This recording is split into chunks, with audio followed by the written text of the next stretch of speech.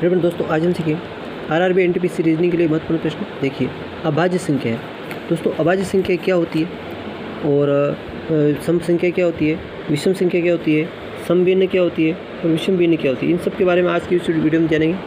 तो ये दोस्तों शुरुआत करते हैं। देखिए, अभाज्य संख्या क्या होती है दोस्तों? ऐसी संख्या होती है जिसमें स्वयं का ही भाग लगे, उनको क्या बोलते हैं? अभाज्य संख्या बोलते हैं। सबसे छोटी अभाज्य संख्या कौन सी होती है दोस्तों? 2। इसमें क्या भाग? 2 का ही भाग लगता है ना, ऐसे।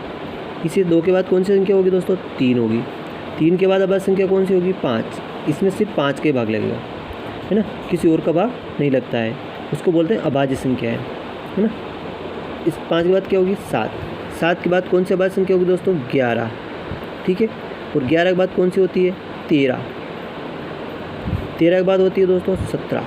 17 से बड़ी अभाज्य संख्या कौन सी है? 19। 19 से बड़ी अभाज्य संख्या होती है दोस्तों 23। 23 से बड़ी अभाज्य संख्या होती है दोस्तों 29। 29 से बड़ी होती है 31। ठीक है। 31 से बड़ी होती है दोस्तों 37। फिर होती है 41। कौन सी होती है? 41। और 41 के बाद अब सबसे बड़ी संख्या कौन सी होती है? 59, 59। तो इस तरह से ये अभाज्य संख्या होती है जिसमें किसी और का भाग नहीं लगता है। ठीक है दोस्तों। अब नेक्स्ट आती है सम संख्या है। सम संख्या होती है जिसमें दोस्तों 2 का भाग चला जाता है ना।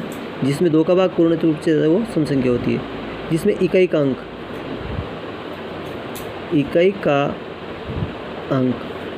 क्या होना चाहिए दोस्तों? एक तो 0 होना चाहिए या सम संख्या होना चाहिए, है ना। सम संख्या वो होती है, सम संख्या होती है। अब सम संख्या क्या होती है दोस्तों? देखो, इकाई का अंक क्या होता है? एक तो 0 होना चाहिए, है ना।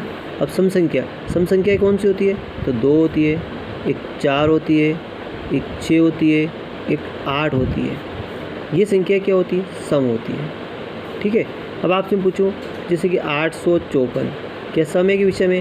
कि आप देख के बता सकते हैं कि इसका इकाई का अंक 4 है, इसलिए कौन सी संख्या है? सम संख्या है ना। अब आपसे मैं पूछूं 990, तो इकाई का अंक 0 है, तो 0 है ना। जिसकी इकाई में 0 हो तो वो कौन सी होगी? सम संख्या होगी। तो आप देख के बता सकते हैं कि कौन सी संख्या है? सम संख्या है ना। अब 6855 क्या सम संख्या है कि नहीं है? देखिए, इकाई में 5 है, तो इसमें 5 कहीं दिख नहीं रहे आपको, इसलिए सम संख्या नहीं होगी। ये कौन संख्या होगी? विषम संख्या होगी। तो ये दोस्तों आगे अपन विषम संख्या के बारे में जानते हैं कि सम संख्या आप बड़ी अच्छी तरह से सीख गए होंगे। अब सम संख्या क्या होती है, विषम संख्या क्या होती है? जिसके इकाई में इकाई का अंक क्या होना चाहिए दोस्तों? जैसे इकाई में 1 होना चाहिए, 3 होना चाहिए, 5 होना चाहिए, 7 होना चाहिए, 9 होना चाहिए। ये क्या होती है? जिस संख्या की इकाई में अगर ये अंक है तो वो कौन सी होगी? विषम संख्या होगी। जैसे दोस्तों 1, जैसे कि 9731। तो अब ये सम संख्या है कि विषम संख्या है? विषम संख्या है, क्योंकि इस इकाई में 1 है ना। अब 5653, तो 53 में क्या होगा? इकाई का अंक 3 है, ये 3 है, इसलिए कौन सी होगी? विषम संख्या होगी। जैसे कि 8755, तो इकाई का अंक कौन सा है? 5 है, तो ये कौन सी संख्या होगी? विषम संख्या होगी, है ना। अगला 7 के बारे में देखते हैं। जैसे ये 6737, तो इकाई का अंक 7 है, इसलिए संख्या कौन सी होगी? विषम संख्या होगी। ठीक। इसी तरह 9 भी इकाई में होगा तो वो कौन सी संख्या होगी? विषम संख्या होगी। अगर 9990 है, 9990 है, तो क्या सम होगी विषम होगी? क्योंकि इकाई का अंक, ये इधर बधाई के अंक तो सम है, विषम है, लेकिन इकाई का अंक क्या है? सम। इकाई में 0 आ रहा है, मतलब सम संख्या है। ये कौन संख्या है? सम संख्या है, विषम नहीं होगी। ठीक है। अब आता है अपना समभिन्न। दोस्तों समभिन्न के बारे में जान लेते हैं। देखिए, जिसमें इकाई का अंक भिन्न के बारे में पढ़ रहे अपन, है ना। देखिए, अंश, जिस भिन्न का अंश, देखो, जिस भिन्न का अंश हर से छोटा होता है,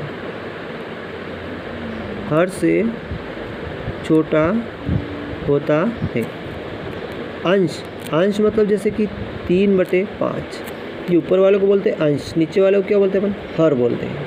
तो अंश हर से छोटा है, जैसे 7/9 है ना, 8/11, ये 8 छोटे हैं और 11 बड़े हैं, तो ये कौन सी होगी, समभिन्न होगी। ये भी कौन सी होगी दोस्तों, समभिन्न होगी। इसको क्या बोलते हैं अपन, समभिन्न बोलते हैं।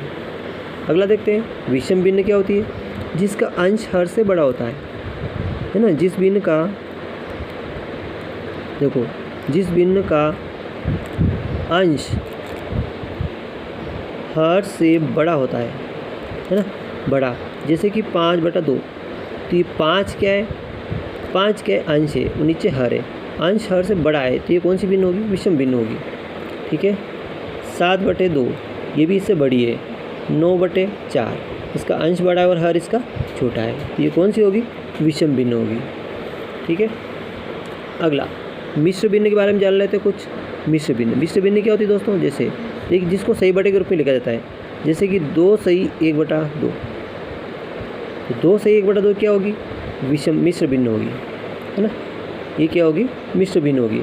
जैसे 3 सही 2/5, है ना। एक पूर्णांक होता है और पूर्णांक और एक समभिन्न होती है, इन दोनों का योग क्या होता है, सही मिश्र भिन्न होती है ना। ठीक है। अगला अब तुल्य भिन्न, कौन सी जाते हैं, तुल्य भिन्न। तो तुल्य भिन्न में देखते हैं दोस्तों, देखिए तुल्य भिन्न में क्या होता है दोस्तों, 2/3, तो 2/3 एक और देखते हैं, जैसे कि 4/6 है ना, और 8/12, इसको देखते हैं क्या दोनों तुल्य है कि नहीं है। देखिए 2/3, इसको भी काटें, 2 दूनी 4, 2 3 6, यानी कि 2/3, 2/3 इसके तुल्य है ना, ये भी इसके तुल्य है। 4/12 देखते हैं, देखिए 4 का 4 से काटे, 4 दूनी 8 और 4 3 12, ये भी 2/3 आ गई। तो ये भी 2/3, ये भी 2/3, ये भी 2/3, यानी तीनों भिन्न आपस में क्या है, तुल्य भिन्न है। अतः आप कह सकते हैं कि 2/3 की तुल्य भिन्न कौन सी होती है, 8/12 होती है, 4/6 होती है। तो इस तरह से इसकी तुल्य भिन्न भी बड़े आसानी से अपन निकाल सकते हैं। थैंक यू दोस्तों, वीडियो अच्छा लगे लाइक करें और दोस्तों में शेयर भी करें, सब्सक्राइब करें।